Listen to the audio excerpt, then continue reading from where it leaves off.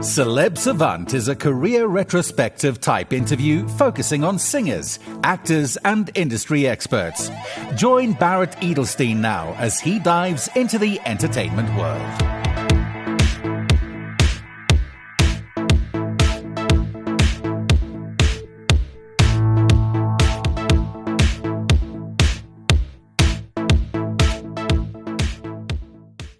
Llewellyn Cordier is a South African actor and director.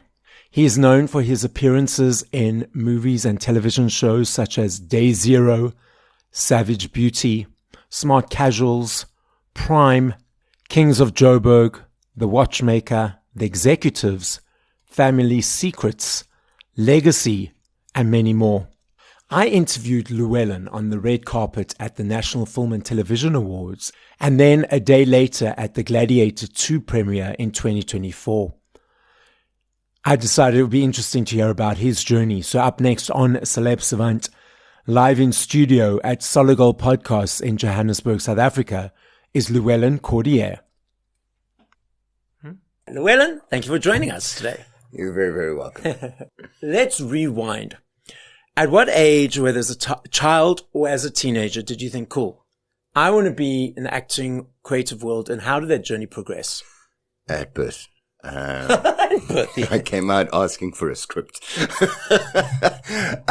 You know what? I always wanted and lived in that kind of world. I think my parents were always really worried about me, because I wasn't the typical kind of kid, in the sense of I didn't do all the normal kind of things. Like at Christmas time, I'd want to put on a dance concert or a show. Although I was also very good at sports, so at least my dad was happy about that. I wanted to explore it a lot more. And I will say this part of it is that when I was supposed to choose a high school, I did go to my dad and say, I wanted to go to School of the Arts.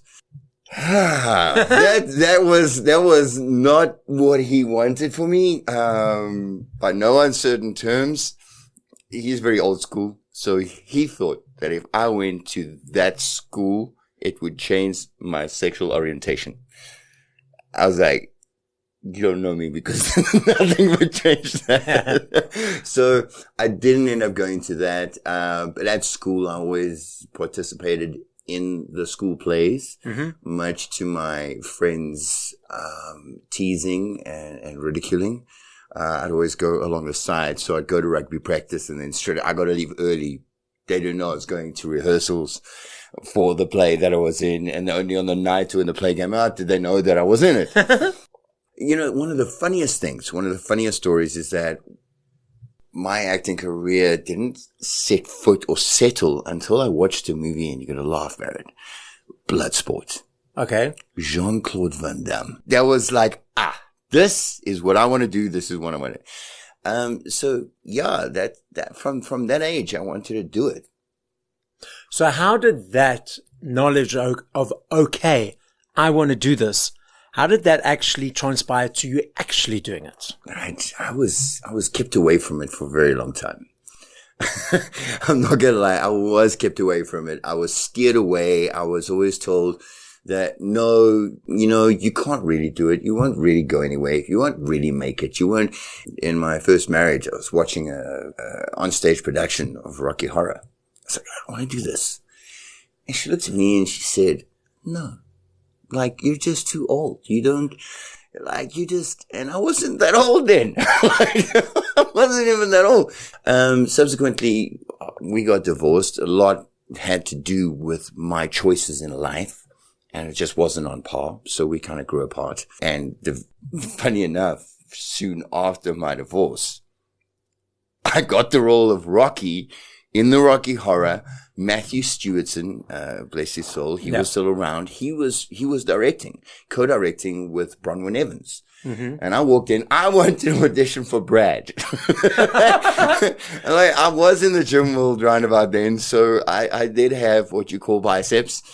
And they said that I came to audition. I said, I want to audition for Brad. It's like, no, you're Rocky. So I auditioned, and basically in that audition, I booked a role where they were still doing casting throughout the country. And only in December we were going to rehearse. This was like in March. It's like, no, okay, we'll call you in December, but you've got this role. And I think that kind of solidified it for me, because people always told me that I wouldn't be able to. And for me, the divorce is really hard. It was a second wind. Also was a second wind and a realization of where I should be, where I get my happiness and my joy. Just fast forward past that. I then got out of it, because money was difficult to make. In that industry, and I wanted to put all of my energy in that, and I couldn't. So I went back into my training, back into the personal training, and then very luckily, I met my new wife, 8 years married, and she forced me to go back into it. She said, if you're passionate about it, go and do it. It's going to be hard. You've been away from the industry for such a long time. People have forgotten who you are. You're going to have to slog away, but do it. Don't stay away from the game. Be in it. Be there. Work your way. And if you work and slog and push and grind and it works out that you don't end up where you want to be, then so be it. You gave it a shot. And now I'm talking to you. Obviously, you can't be in the space of the other person. No. Why do you feel, and this is a question to you, might be a rhetorical one. Why do you feel there's that projection of other people onto people who want to be in the arts, whether it's acting, performing, singing, to say, no, they can't do it, they won't be successful? Why do they project that? Why do you feel, from your experience, and maybe it will help others? I feel like they're trying to help you. I feel like they think by doing that, they're protecting you. But here's the thing, though. Why protect someone from the path that they want to travel? Like, if it's my path, and I want to travel it, and it's going to be hard, it's going to be difficult, and I'm going to be crying, I'm going to be starving on some months, I'm going to be, battling to get rent. That's my path. That's your for choice. Me to experience. Yeah. I feel like it's good intentions when they steer you away from it. Go be an accountant, Llewellyn. It's like, have you seen me count? It's not a good idea. Well, you do count with your training, but that's... Yeah, but no, I'm a trainer. I count to 3 and then the rest is up to the client. But then they don't realize that we've stopped counting. Yeah, we stopped. It's like, it's another 2. Another 10. The thing is that also what I've realized is people love unconsciously or consciously, it's a combination of both. They love comfort zones. For example, I told you I teach spinning classes. Correct. I've been teaching spinning classes for years. And now it's not pre-booked bikes. It's first come, first serve. The regulars will go to their bike every single week. And if someone is sitting in their bike, they're so angry. Oh, they'll throw a fit. And it's all based on fear because they're being pushed out of their comfort zone. So what I'm also hearing, it may be from those people who are trying to protect you, inverted commas, is that they think, okay, this equals comfort, security equals comfort, whereas the path that you want to choose is not necessarily comfort because there's nothing set in stone of how much or how, when, etc., etc. So I think that they're projecting their fear of them being pushed out of their comfort zone onto you because knowing this is your 9 to 5 every day, I know this. You know this. It's easy. We can just get into this rhythm. Whereas in the arts, it's like, oh, will it be? Won't it be? And then it causes chaos a little bit in your world, which in the artist world, they might love and enjoy. But in the partner or in the people in the periphery, they're observing this. Oh, I can't deal with this chaos. It's too much fear for me that I know. And so I need to project that onto you. I think you're 100% right. I really do think I've never thought of it that way. But I do think you're 100% right because it makes them uncomfortable being in the unknown. They feel like, okay, so if that's uncomfortable for me, then it will be uncomfortable for you. Yeah, 100%. But I wouldn't say being in the chaos is something that I love, but it is something I strive in. And I think any artist would say that, and I speak on my behalf only, because maybe some artists will say, no, they don't like that, but I'm just thinking that chaos drives you. Let's change the word. Let's reframe it. Instead of chaos, let's call it uncertainty. Or challenge. Challenges. Yeah, you live in a constant state of challenge. Exactly. I like that. Yeah, because chaos is negative. That's why you do this. Chaos has negative connotations. Let's reframe it to positive. It depends. I mean, I don't know. Chaos in my life, it's quite a cool thing. You see, that's another interesting thing I've learned is, I'm not sure if you're aware of NLP, neuro-linguistic programming. So that's the way people process information. And what 99% of the world do not realize is that every other person that hears, sees, interprets, and processes information differently. Correct. And yet they're assuming that everyone around them is seeing, hearing, and experiencing information the same. And they don't. So part of this, and this is where I'd say that 70 to 80% of breakdowns of communication happens, is that there are dictionaries of definitions. Your definition of chaos is different to mine. But no one is taking a step down and saying, okay, that's your definition. What's mine? And let's open that book and discuss it. Instead, they project their definitions onto each other, not understanding that they're different. And that's where breakdown of communication happens. Yeah, that 100% explains the 5 languages of love. So even in relationships, the same thing. Yeah. What I perceive your language to be saying to me is different from how you're saying it to me. Until you break down and understand, you got that decipher in the middle. What do you call it? The interpreter. So the interpreter of language, once you have that in between, then you are having a proper conversation. Also, but as part of NLP, there are the 3 forms of processing. So something kicks into each of us as a young age, which allows us to create a dominance, secondary, and tertiary. So dominance means you'll be in it 8, 9, 10 hours of the day. Secondary means you maybe be it an hour, 2 hours. Tertiary, half an hour, if at all. There are 3 types. There are visual people, there are auditory people, and there are kinesthetic people. Visual people create pictures on the information they're hearing. So in their mind, as I am talking right now, a visual person will be seeing that picture in their mind. Oftentimes, visual people think if you're not looking at them means you're not listening to them. Yeah. Auditory people, they hear the word, they understand the word, they put the word into the sentence, they understand the sentence, they put the word into the sentence into paragraph. That's how they understand. Auditory people often turn their ears, because the receiving mechanism is through their ears. So that's how they turn and receive the information. So when they see a visual person sees an auditory person doing this, they're like, why aren't you not listening to me? But they look at me. Exactly. Now the third one is called kinesthetic. I'll do that word again. Kinesthetic. It has to do with movement. Energy, tone of voice, emotion, body language. Correct. So in the relationships, a visual person likes to send notes, give presents, have tangible things that they can see. Whereas an auditory person is about the words, I love you.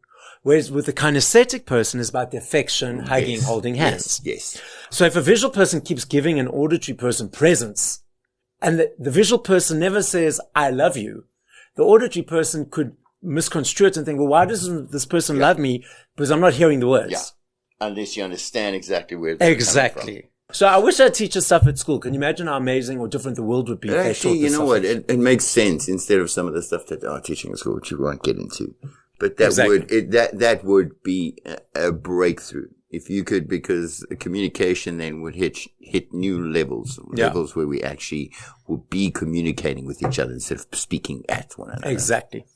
Okay, let's dive back into the acting. Let's dive back. What do you enjoy about acting? It's a very good question because I've thought about it many times and I can't put it down to one thing, but it is the fact that I can dive into a different persona, a different person, a different personality, a different situation, and I can experience that 110% in every given and different project that I am in.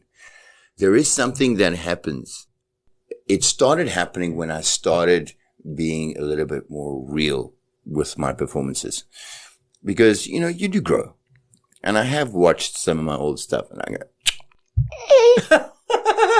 Yes. So, we don't watch that one again, okay? but as it's gone on and as I've learned, like I learned from some of the most amazing actors in this country, like, and one I'm going to mention is Zolisa Oluva.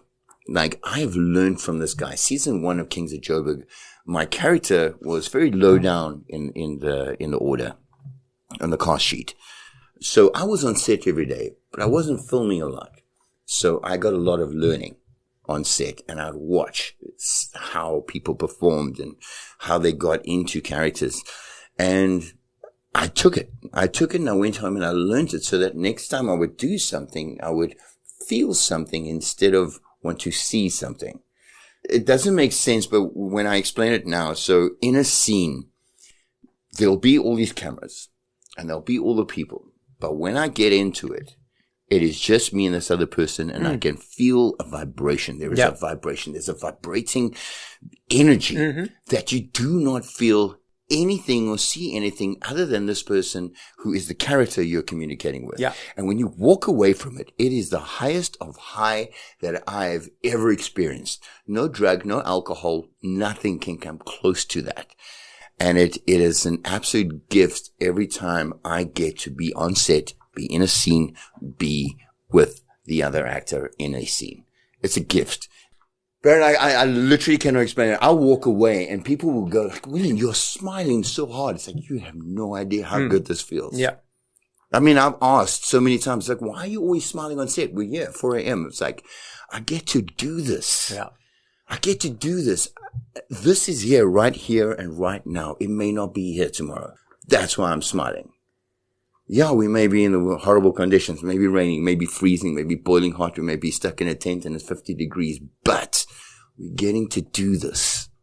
And also, I'm getting to do something that I was told I would never be able to do. I love that. So when I started Celeb Savant, I had numerous people say to me, okay, I need to watch others, see how they're doing it, other successful people, and emulate them. I'm the type of person that if I did that, I would try and copy ABC, and I would try and take on what they were doing, and it would no longer be Barrett. It would be Barrett imitating that person. 100%. So when you were learning from these people, did you go away and think, okay, I'm the type of person that will take this, this, and this, and this, and allow it to become Llewellyn's? How did you separate it becoming you imitating compared to it you creating? That is actually also a very good question, because you do. I do. I go back and I say, okay, they did this in that situation. Now, knowing my character, because that's the other thing that I've done is, like, when I get a character, I go through the whole process of knowing my character. When was he born? What are his traits? Does he have any idiosyncrasies? Is he OCD? Is he, he's an Aries? Is he a Libra? Is he a Sagittarius? Is he a Scorpio? Hey, I'm meant to play one or two of those. And then I would take it and see how it fits and sits with me, not trying to be them, because I don't want to be anybody else. I see how it affected them, how they portrayed it, how they felt with it, and what decisions they made in that moment.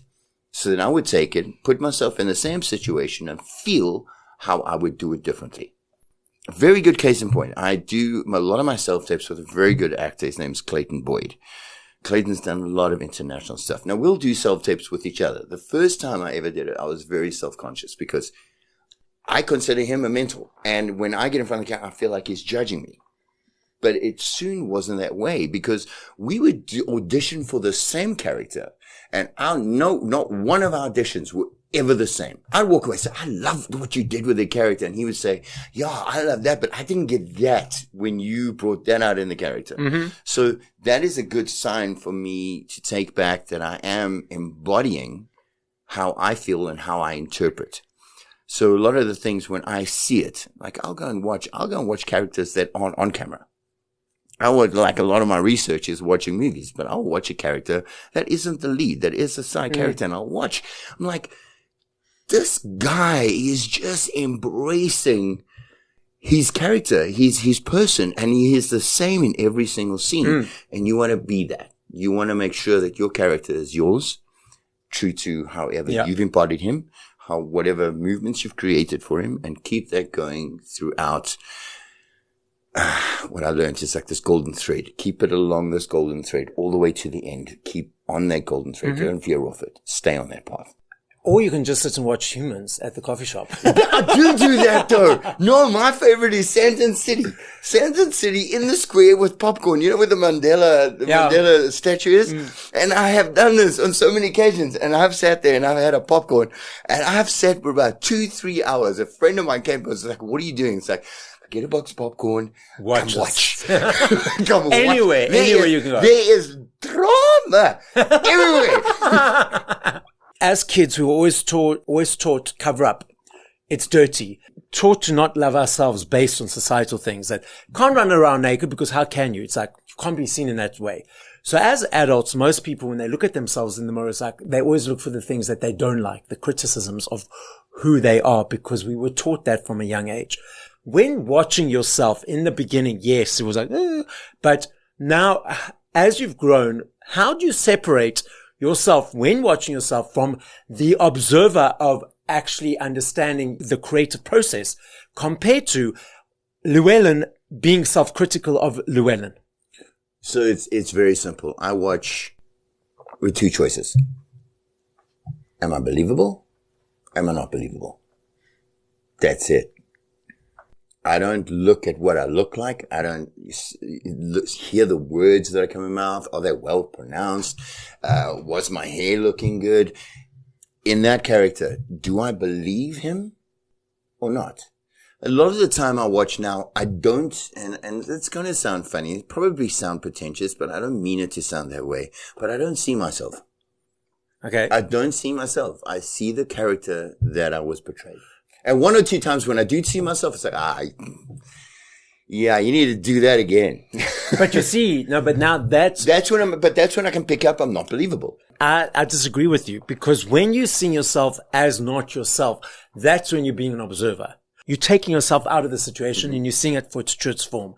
When you start picking up those other things, that's when that parrot, I call it the parrot negative brain, is kicking in of self-deprecating, of self-criticism, of self-judgment that no one else in the world would see.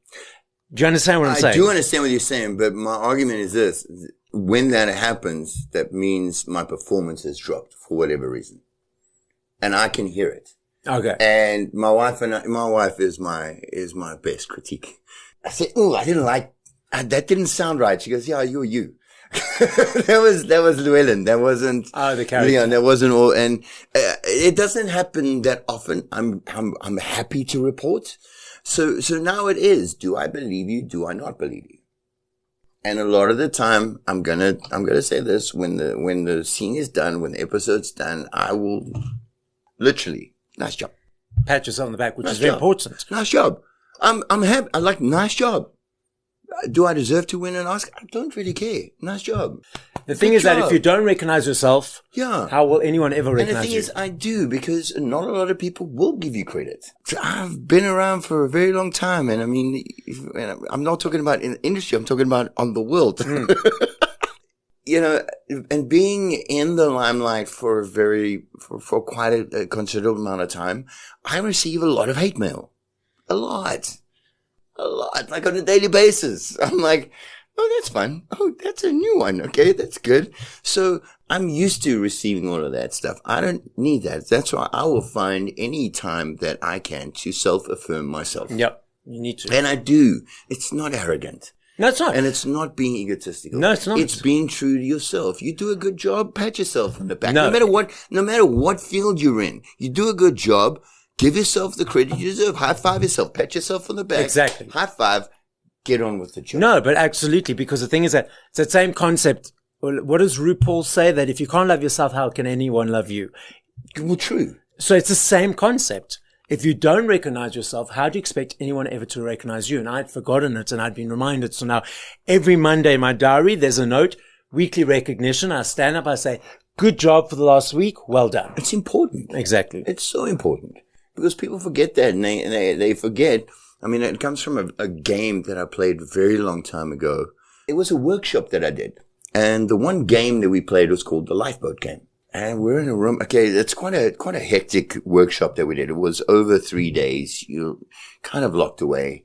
And the thing is, there were 5 people that get in the lifeboat. And of a group of about between 60 and 70 people.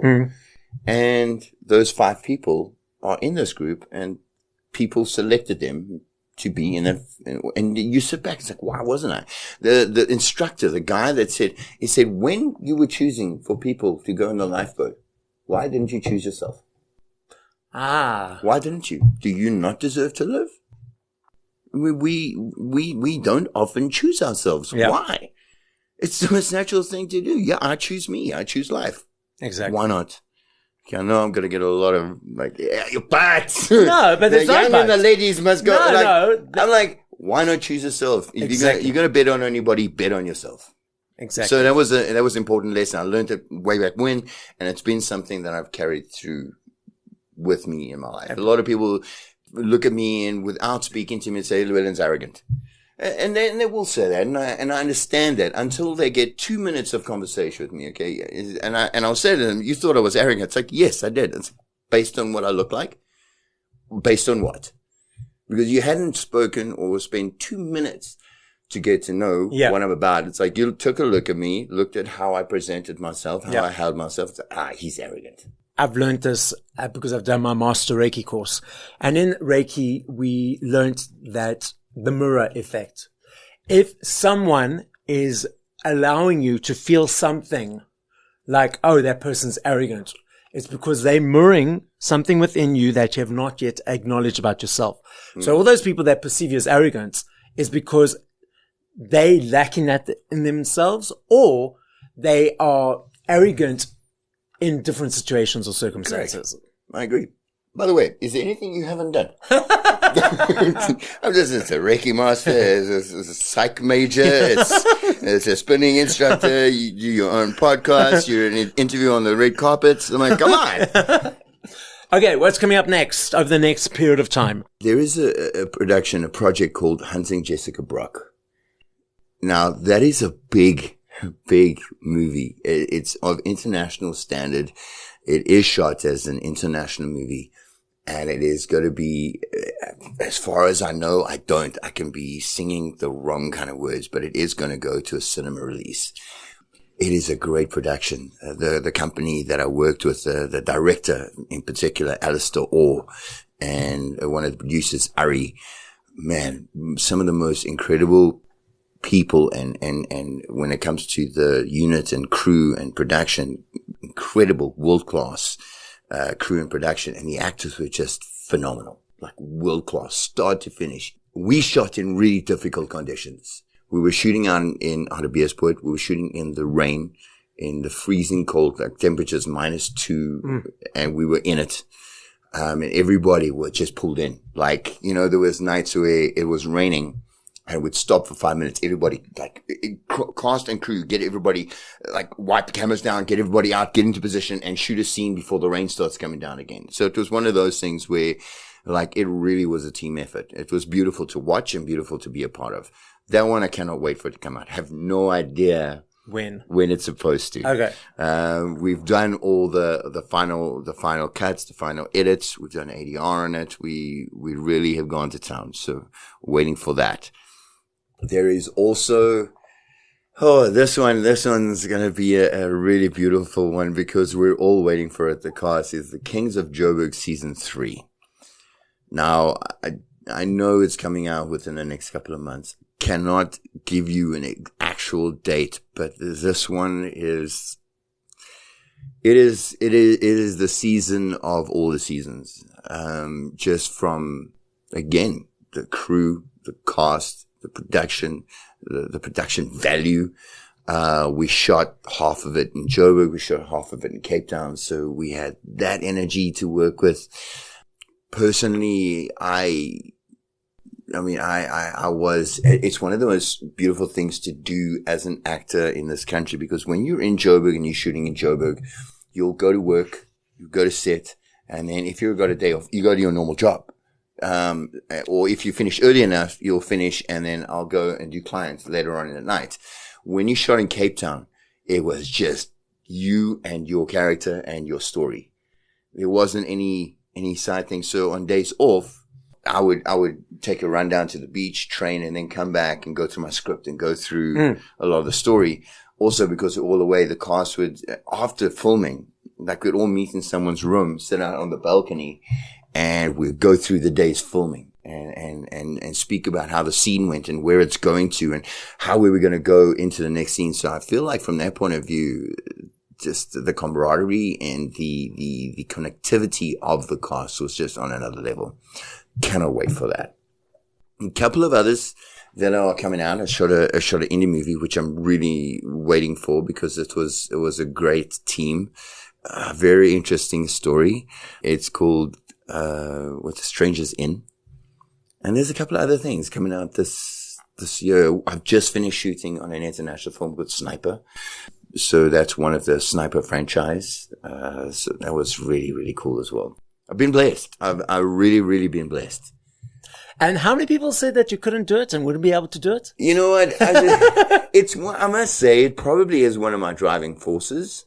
But more than that, I just love what I do. I mean, now, even when I'm not working, if I'm not on a set or on a project, like I do feel like, I need to be on something. But then I get these opportunities to work with AFTA, to work with students, to get onto a thing that isn't being paid, that you aren't making money, but you're getting to exercise your muscle. You're getting to be out there. You're getting to learn different parts of your craft. And also going to auditions. Other actors, I don't know who sees it like this, but going to an audition is a job. It is a job. The audition is the job. You have an audience. You have a room. You know, even if it's a self-tape, you are doing it to an audience.